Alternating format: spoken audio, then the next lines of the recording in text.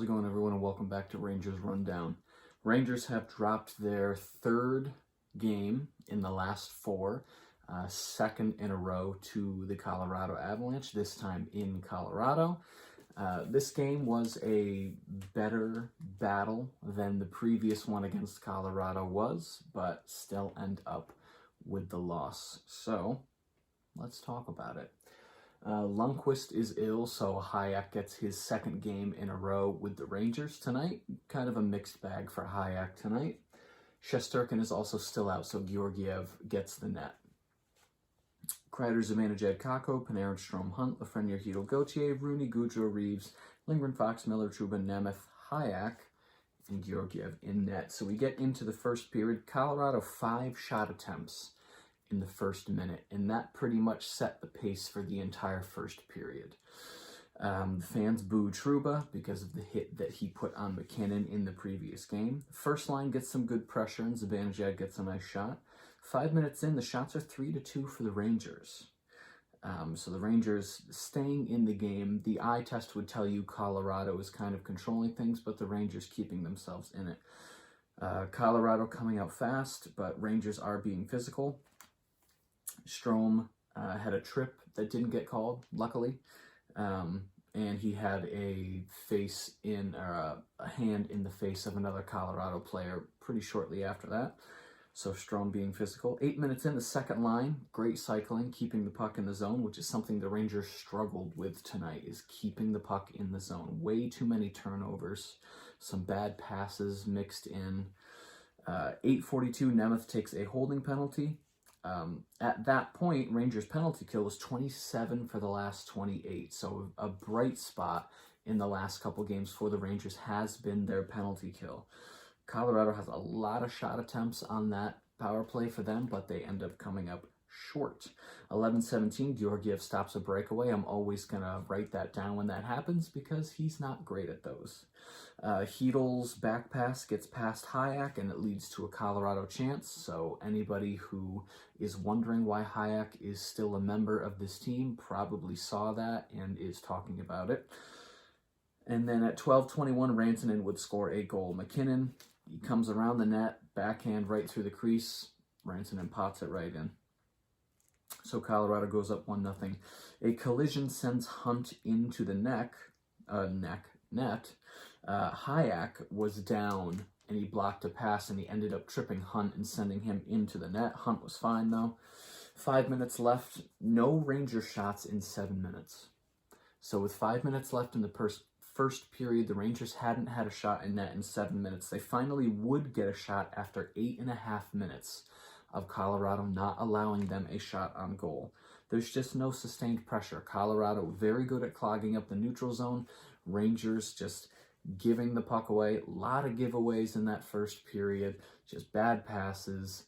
Just letting Colorado just kind of run the game. I know the altitude can be a factor with teams from the East Coast coming up and playing in Colorado. Maybe that contributed to the slow first period, but the Rangers are also historically rough in first periods this season.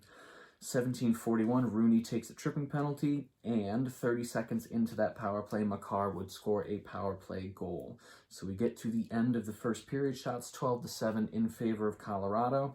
They're playing very up-tempo. They're smothering in their zone, blocking shots, forcing turnovers. Rangers just really playing on their heels in that first period. We get to the second, minute and 22 seconds in, Burakovsky takes a cross-checking penalty. But then towards the second half of that power play, Hunt would take an interference penalty.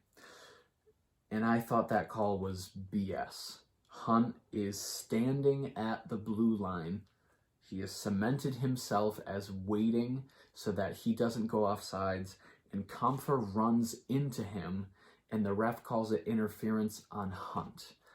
A completely blown call by the ref. Would it have changed the makeup of this game? Probably not. But still, it's a blown call, no matter how you slice it. So we get 43 seconds of 4-on-4, then Colorado gets a minute 17 of power play, but a great penalty kill by the Rangers. Gauthier has a net front swipe at a puck, but it goes off the side of the net instead of going in it. 6:25, Jack Johnson takes an interference penalty. He shoved Hunt right into the net. Hard to argue that's interference. A Strome deflection goes wide, and then a Strome shot is fought off, and a net front rebound smothered. So that power play, Rangers were generating chances, nothing was going in. 9:45, so about halfway through the game, Reeves and McDermott fight. And you could say McDermott won that fight, but Reeves got a couple punches in. Then at 10:36, Strome would score a goal. So it's 2-1. So Rangers get a little bit of life. And halfway through this game, you can be positive and say the Rangers might come back and actually win this. It was Fox had a really hard pass from the blue line, deflected off of his stick and then off of him and went into the net past Kemper. But hey, you take goals anyway, you can score them. Right after that, Zibanejad sprung into the offensive zone for a chance, but then he would take a penalty shortly after at 11:45. It was a holding call. They survive, even though a couple of failed clears. They do survive that penalty kill. Second period, Rangers are doing way better with giveaways. They're making better choices in the neutral zone, getting more offensive pressure, offensive chances. And of course, right after I write that down, in the last couple minutes of this period, that all breaks down and they revert back to how they played in the first period. 18:47, Nichushkin would score his first goal of the evening. Rangers just very out of position. The forwards are way too high in the zone, and he's left alone in front. He tucks away his own rebound. Played a great period until that final couple minutes, shot 7-7. So they were able to stymie the Colorado Avalanche a little bit, kind of like how they played against Nashville the other night, stopping that offensive rush from Colorado, getting the shots evened up. Getting into the third period, Rangers start with just over a minute of good offensive pressure. Lafreniere has a very questionable shift, though. Bad pass, bad back check.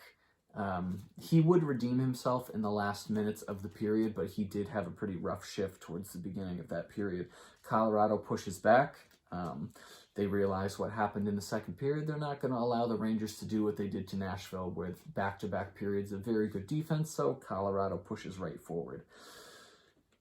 Turnovers in the offensive zone. The Rangers, man, and it's not all the Rangers' fault. They're playing a fantastic team, which, they lost 4-2. A very late goal made it 4-2. It was 3-2 for part of that end of this game. The Rangers lost twice in a row to a team that scores a lot of goals with their first-string goalie out of the lineup still. Am I disappointed? Yes. Am I mad? No. Rangers dropped 3 out of 4, but they're 18-7-3. They still have a very good record. The best teams in the league are going to drop games, so let's not overreact to this loss. It sucks when the Rangers lose, but let's not overreact too hard. 7:31, Kakko takes a slashing penalty. Tough time clearing, but they do kill it off. Halfway through, Colorado has 8 shots in the third period already, halfway through. Georgiev making key saves, though. He kept them in this game. 12:03, Hayek takes a delay of game penalty, and I don't want to dump on Hayek too much. I'm confused as to why he's still a member of this team. So when he takes penalties like that, it only makes the criticism against him worse. No matter how well he plays on the ice, we're always going to point out his flaws. But it does lead to a goal by Comfer at 12:30. Deflection goes off the crossbar, and then he pots in the rebound.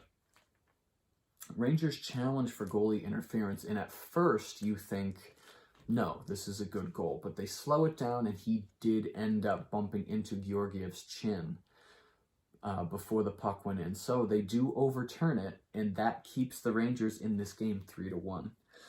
They go back on the penalty kill, they kill it off, and then Rangers pushing, but they just can't seem to break through. 3:42 left, they pull Georgiev. So almost 4 minutes left in the game, they pull Georgiev, and then at 3:17 left, they take a timeout. Lafreniere stops Kadri on an empty net try. It was a great block for Lafreniere, so a little redemption for that that rough shift he had earlier in the period. Then at 17:58, Gauthier scores his second goal of the season to get the Rangers within 1 goal. Kemper can't control the rebound. It squirts out behind him. Gauthier is able to put it in. 1:15 left. The puck is in the crease. Kreider takes a couple whacks at it, but he can't quite elevate it over the pad. And then at 19:23, Nichushkin would score his second goal of the evening, icing it for Colorado. Rangers put it up into the netting, which means the faceoff comes out to center ice. They lose the faceoff.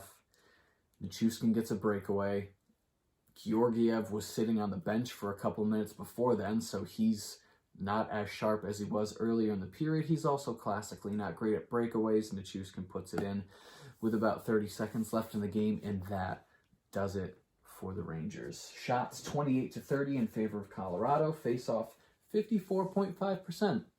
So there you go. Rangers have won games where they suck in the face-off dot. Tonight, they were pretty good in the face-off dot, and they end up losing. So there you go.